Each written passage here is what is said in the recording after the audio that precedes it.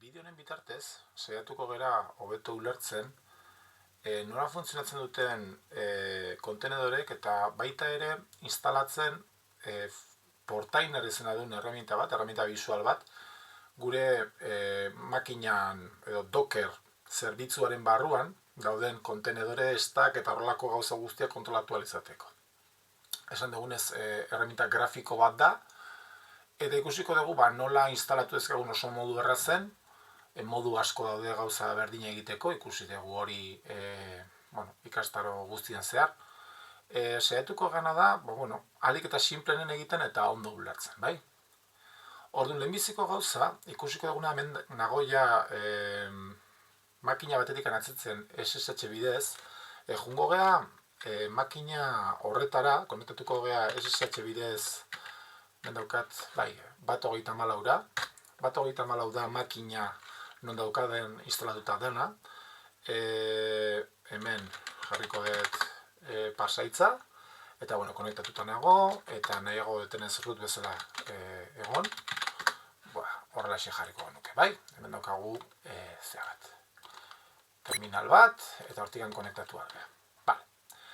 Zer egingo genuke makina honetan, hemen zer daukagu? Hemen daukagu Compose bat, Compose Moodle Nextcloud, Docker Help Demo eta web horriak, hori dia beste batzuk ez dira funtzionatzen nahi, baina guantxe bertan, behiratzen balin badegu, daukagu Nginx makina bat funtzionatzen, Moodle, Nextcloud eta MariaDB datu basea behar dutenak Nextcloudek eta Moodlek, bale? Hori da Compose Moodle Nextcloud proiektu honetan instalatuta dagoen guztia, eta hori egin dugu Docker Compose erabilita. Orduan, zer egin aldegu, honekin zer aukiko genuke, zerbitzu batzuk funtzionatzen, fijatzen balin baga hemen, hau da, bai, 128.128.14, HTTP portutikan normal, beste hau ere bai, 128.14 Moodle, eta beste hau 128.14 Nextcloud, eta hemen jasartu naiz apps, fotos, eta horrelako baten barruan, bale? Orduan, hiru zerbitzu hauek martxan daude. Horretarako badakigu, sartuko bagina CD Compose Moodle Nextcloud hontan, eta nano egingo banu Docker Composen, hemen zerbitzu hauek guztik dauzkagu funtzionatzen, eta halko genuke beste bat gehiago instalatu izango litzatekeela Portainer, denekin batea egoteko. Baina baita ere egin aldegu modu artesanal baten, edo lehenago egin erabilitzen dugun teknika batekin dela, Docker runekin, ezta? Ingo duguna da, ez dugu ezer gordeko, eta hemen, erroan, ingo duguna da kodigo zati hau instalatuko dugu. Lehenbiziko batekin, hemen fijatzen balin bazate, behien daukat guztia, ingo dugu sortu volumen bat, lehenbizi, volumen horretan gordetzeko informazioa gero Portainerrek, sortzen duen informazioa egiten dituen aldaketak eta gauzak informazioa gordetzeko.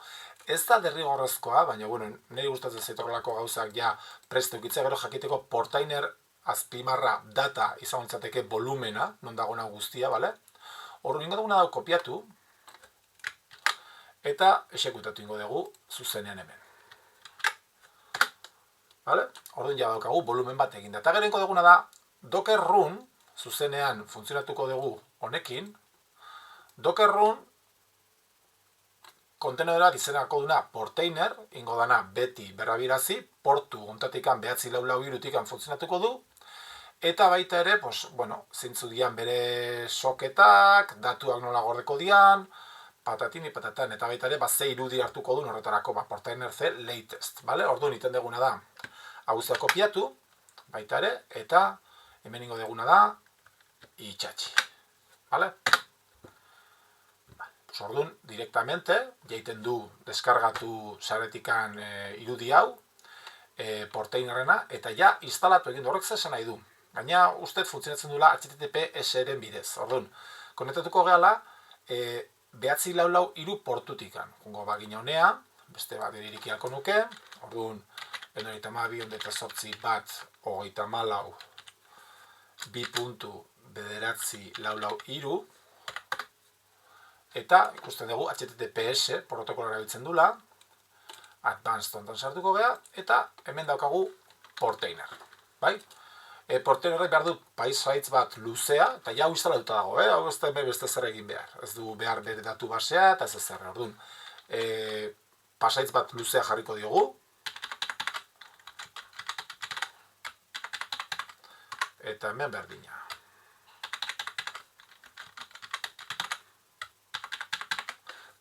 Orduan sortzen dugu hau, admin izango da erabiltzailea. Eta hemen dago portainer. Portainerrek erakusten digu bisualki zer daukagun instalatuta Dockerren barruan, makina honen barruan. Osea, dena guztia ber nola dago, no pixkat gestionatzeko, kudeatzeko erraminta bat da. Sartuko bagina gure makina lokal hontan, konektatzen geha, eta ikusten dugu informazio pixka bat. Zenbat irudi dauden jetxita, zenbat volumen dauden sortuta, zenbat edukiontzi, eta zenbat stack. Stack bakarrik dago bat funtzionatzen. Stack izaten deitzen dio bakarrikan compose bidez sortzen dan elementu edo elementu sorta bati. Run bidez egiten balin badugu hori ez litzateke stack bat izango. Bakarrikan izango litzateke kontenedore bat.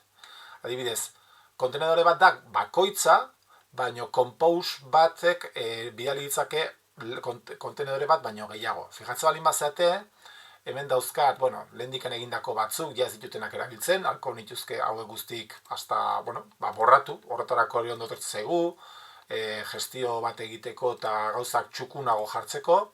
Oantxe horretan daukagu Nextcloud bat, beste bi datu basean Nextcloudeko gai da, Moodle eta guztia, eta web orrialdea. Eta gero portainer, bai? Portainer hau, daukagu mendikan funtzionatzen, eta hemen ikuste duzu, lehenoko informazioare beste proiektutan ikusi duguna, 80 portutikan sartzen geha, eta 80tikan juten geha direktamente 80-80ira dala portua itzuten dana Nginx, eta gero horrek egiten ditu proxy passak beste hauetara guztitara. Baina hauek ez dute behar portuekin inolako konfigurazioik egiteikan. Horrena guztia gestionatzen du Nginxek, baina hau ja aspaldi aipatu genuen. Horren imaginatu, hori, nahiko genukela, hemen dauzkagu kontenedore ezberdinak, baina stacka da bakarra, bai? Honek dauzkanak, bat baino gehiago. Portainer dago, baina ez da stack bat, zegin dugu runekin. Imaginatu nahi degula beste zerbitzu bat gehiago ere hemen instalatu, bai?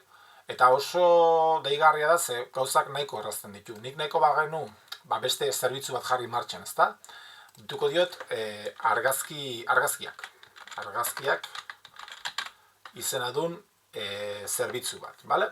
Eta argazki hau ingo dugu Photoprism izeneko erreminte batekin instalatu. Hemen daukat betereko digua lehendikan eginda, bale? Eta hau ikusten duzue da YAML bat, hau hemengo sintaxi guztia ja ulertzen duzue, eta ikusten dugu nola, ingo dugu instalatu, irudi bat hartuko dugu Photoprismena, portu ontatikan, 342 portutikan atzituko dugu, eta hemen inbarko genukena da, pasaitz bat jarri, bai? Ingo duguna da, hemen, jarriko diogu, jartzen duguna askotan, BTNS-a, eta honekin, edo, ProBTS, azpimarra bat, bale? Orduan, hau guztia exekutatu egiten dugu, hemen izena jarrita, bat eta beste, eta deploy stack. Honekin ere, martxan jarri ditzakegu zerbitzu berriak. Deploy bat ematen dugu, eta esaten digu bitu argazkiak, daukazu compose motako stack hau ja martxan, bale? Orduan, ikusi dezakegu goi funtzionatzen ari dan? Ingo dugu probatu, 192, 128, bat, 34, eta nola esan dugu zala, portua, lehen esan dugu, hemen ikusi dezakegu informazioa, 342, portutik anai dara funtzionatzen. Venga, 342. Eta ikusten duzuen, nola hemen daukagun, Photoprism izeneko zerbitzari bat. Nola lehen indikan ere instalatuta neukan, gorde dizkit datuak, ez da borratu lehendikan neukan guztia, bai? Ikusten duzu hemen dagoela admin erabiltzaile eta unik leheno sortu dut, eta unik pasaitzak eta gauzak leheno jarri dizkiot. Baina hau da, zerbitzu bat oso errexak kudeatzen, bai? Orduan, informazio hau, zerbitzu hau ere, Portainerren ja ikusten dugu, gestionatu dezakegu, eta ikusten duzu ja guain bi stack daudela hemen, ze bi elementu daude ezberdinak compose estilokoak, baina kontenedoretan bat gehiago. Azkenean erraminta bakar bat dago compose honen barruan, bale?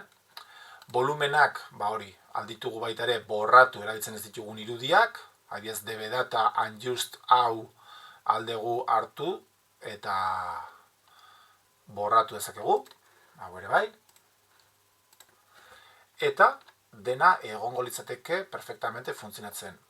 Gero aztertuko genuke, ze txantiloi dauden hemen, gauza berriak sortzeko Portainerren, nola horiek erabili, adibidez Grafana instalatzeko hemen barrun, pila bat gauza egin ahalko genituzke Portainerrekin, baina bai balio digula, gauzak modu grafikoago baten eta erres baten ikusteko. Azkenean egiten dugun guzti hori eskuz, bertan ere hemen egin daiteke.